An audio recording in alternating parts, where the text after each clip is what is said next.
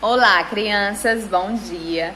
Na nossa última aula de língua portuguesa, a gente fala um pouco sobre o e-mail, né? Que é um tipo de correspondência virtual que é respondida no automático mesmo. As pessoas veem rapidamente, já conseguem responder, diferente das cartas. A gente viu o modelo de formatação do e-mail e agora nós vamos ver o modelo de formatação de uma carta, certo?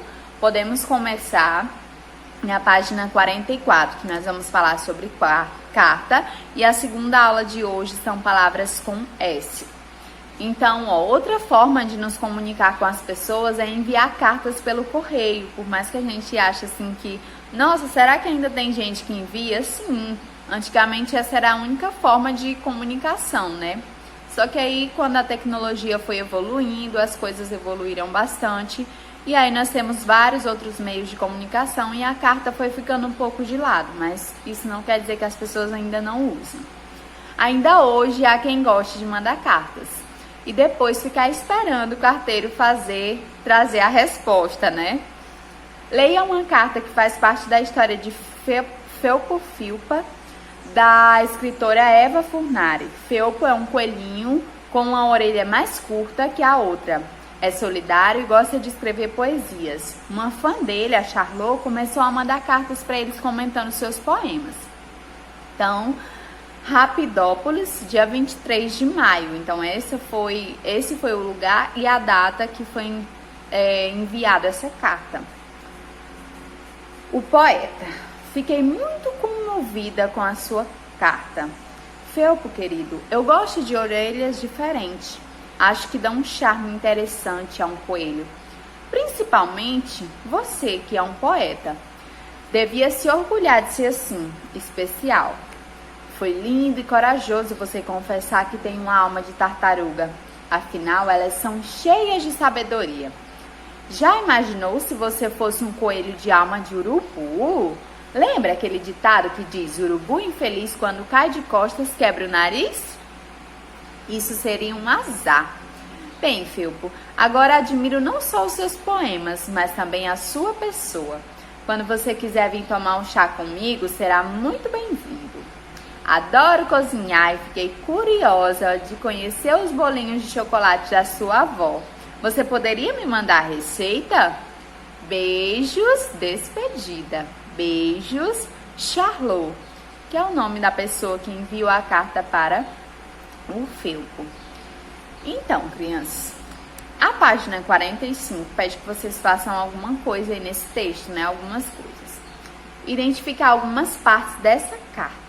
Então, de vermelho, vocês vão pintar a cidade que a Charlot escreveu a carta e a data que ela foi escrita. A tia Joilma lá no início já ressaltou para vocês o nome da cidade e a data. Então, vocês vão pintar essas duas coisas de vermelho. Em seguida, vocês vão pintar de amarelo a saudação inicial feita ao coelho. Lembra da saudação que a tia já falou para vocês? Quando você chega em um lugar, você fala olá, bom dia. Assim como a gente vai escrever uma carta. Qual a primeira coisa que a gente fala? Já vai falando o assunto? Ou a gente já fala aí uma saudação? Oi, tudo bem? Olá, bom dia, quanto tempo? Então, você vai pintar a saudação de amarelo. Ou como ela chamou ele, né? Que pode ser também a saudação. Azul, a mensagem da carta. Você vai pintar de azul o que ela quis falar na carta para ele. De verde, a despedida. Lembra que a tia Joilma falou que às vezes a despedida é beijos, abraços. Então, vocês vão pintar de verde. Roxo, a assinatura. Quando ela coloca o nome dela para ele saber que foi ela que enviou a carta. Então, essas cores aí, vocês vão pintar tudo isso que foi pedido. Terceira questão, essa carta de Charlot é uma resposta a uma carta de Felpo. Copie a frase que deixa isso evidente. Qual é a parte dessa carta que deixa evidente que ele já havia mandado uma antes para ela? Será que é quando ela fala, fiquei muito comovida com a sua carta? Então, obviamente, ela já deve ter recebido uma carta dele, né? Quarta questão, que convite Charlot fez a Felpo? Qual foi o convite que ela fez para ele? Quinta questão, leia novamente o texto, o e-mail, que é o texto 1, e depois o texto 2, que é a carta. Use se para as afirmativas da carta, use para as afirmativas do e-mail e use se para as afirmativas referente à carta e ao e-mail.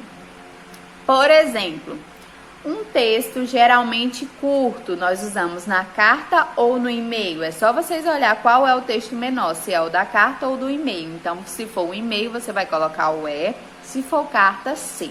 E você vai ler todas essas alternativas e dizer se cabe ao e-mail ou à carta. E se couber aos dois, você vai colocar CE, C de carta e E de e-mail. Continuando a nossa aula de hoje, na página 46, nós vamos falar sobre palavras com S. Às vezes dá aquela confusãozinha quando a gente vai escrever algumas palavras, a gente fica em dúvida se é com S ou com C, né? Mas a gente vai lendo, leiam bastante, tá bom, crianças? Eu acredito que esses dias em casa vocês estão aproveitando o tempo aí pra ler, né? Eu acho que é mesmo. Então, quando você lê, o seu vocabulário aumenta, né? Você aprende a escrever várias palavras diferentes, você não fica com tanta dúvida quando vai escrever, por exemplo, palavras de um ditado, porque você lembra das palavras que você escreveu, que você leu, tá? Então, a leitura é muito importante nesse processo de aprendizagem e quando você está aprendendo aí a escrever algumas palavras que ainda fica em dúvida se é com C cedilha ou S, se é com S ou Z, tá? Então, leia de novo a frase e observe as palavras destacadas. Aquelas palavras destacadas é aquelas que estão em negrito, mais escurinha. Então, adoro cozinhar e fiquei curiosa de conhecer os bolinhos de chocolate da sua avó. Segunda questão, observe as letras em destaque. Cozinhar e curiosa. Cozinhar, nós temos o Z e curiosa com S. Os sons representados por essas letras em destaque são iguais ou diferentes? Cozinha, curiosa. São iguais, né? Então, vocês vão marcar aí que são iguais. Leia de novo essa palavra, curiosa. Circule as letras antes e depois do S. P. As letras que você circulou são vogais ou são consoantes? Quarta questão, siga as setas e forme palavra. Então, você vai seguir a setinha e vai formar aí. Nós temos uma palavra no primeiro quadrinho e uma palavra no segundo quadrinho. Página 47, nós temos a palavra corajosa, casa, mesa, presa, brasa e acesa. Copie as palavras na primeira coluna e faça a divisão silábica. Muito bem, se vocês já sabem fazer muito bem. Copiem todas as palavras aí onde tem as palavras com S e na frente vocês vão separar as sílabas. Vocês já estão vendo um exemplo aí, né? B. Copie as frases completando os espaços com as palavras do quadro da sugestão anterior. Por exemplo, arrume sua antes de fazer a tarefa. Então, olhe lá no quadrinho de cima e veja qual é a palavra que vai combinar. Por exemplo, arrume sua corajosa antes de fazer a tarefa.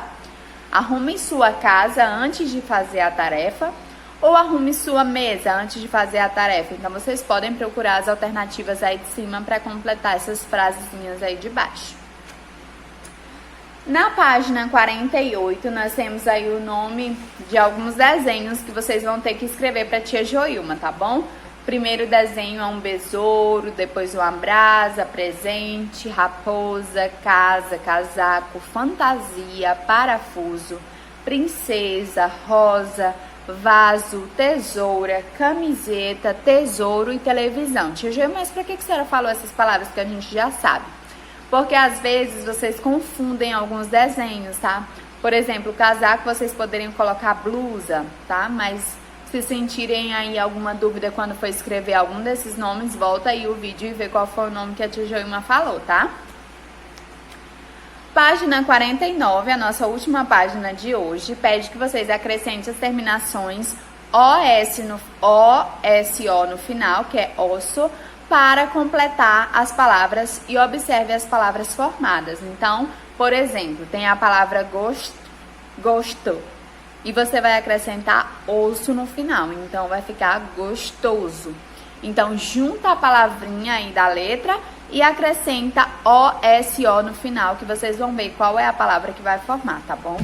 Então, essa foi a nossa aula de hoje de língua portuguesa. Espero que vocês tenham gostado. Um beijo, um abraço virtualzinho e até mais.